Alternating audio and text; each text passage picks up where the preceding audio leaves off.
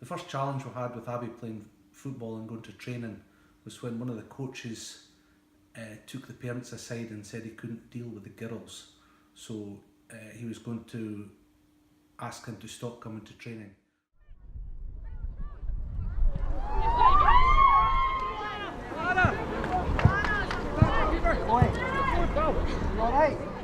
I currently play for Ayr United Ladies, but it's not always been easy.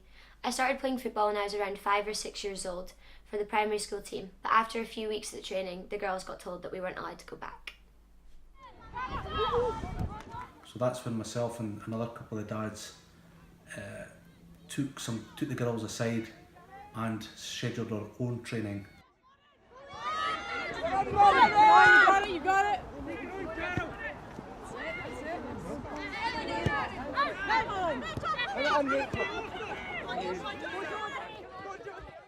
With the primary school football, the girls were entered into some tournaments as well. And at the end of one of the tournaments, one of the coaches from one of the Aberdeen teams came and spoke to me and asked if the following season, if Abbie would like to play for East End, which was one of the feeder clubs into Aberdeen Football Club. When I signed for Aberdeen when I was in primary 7, it seemed really, really cool because that's a team I've grown up supporting and going to watch every weekend with my dad. But it wasn't always easy with some of the comments that had been made at school. I'd always played football with the boys at the park, but when I started academy, I used to get a lot of insults.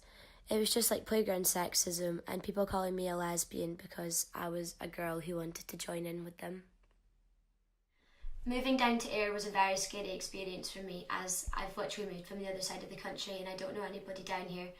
But it was really, really lovely when I met the boys that I'm staying with in my halls when they found out I played football, and they would always include me and invite me when they're going to play, take me to the games that they're going to at Ayr United, and it's just really nice to have such a supportive friend group. The troubles I faced when I was younger mainly came from boys who didn't understand why I wanted to play football and why I enjoyed it so much. They used to tell me that I should just be a dancer, or, you know, if I kept playing I'd be all muscly and unattractive, and it was just a load of rubbish. I wondered if any other female footballers had the same experiences, so I went to Hampden to speak to Fiona McIntyre.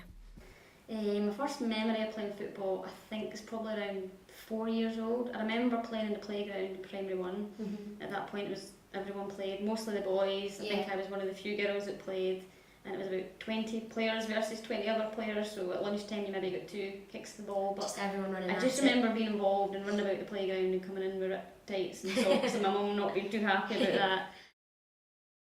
Did you ever experience getting like hurtful comments or, you know, things being said about you just because you were a girl who played football and who was actually good?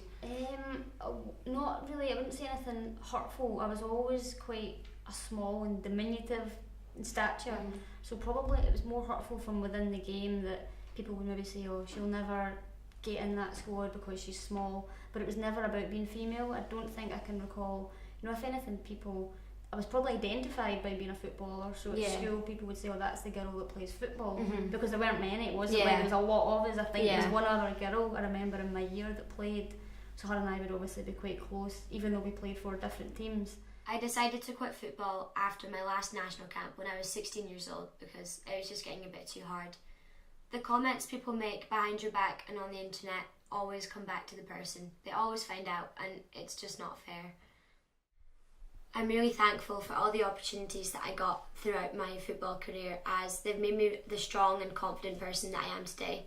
I really love being part of a team, as you're not just playing for yourself. There's 10 more other people on the park who have the same goal and the same drive that you have to get the job done. Girls and women's football has come on so much in the last 10 years since I started playing, and it's really great to see, especially the fact that the women are away to the World Cup in France next year.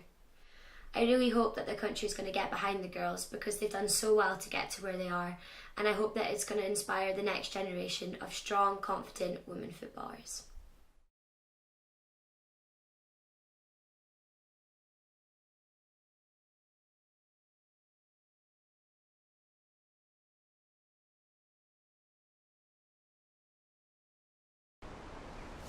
I could do it.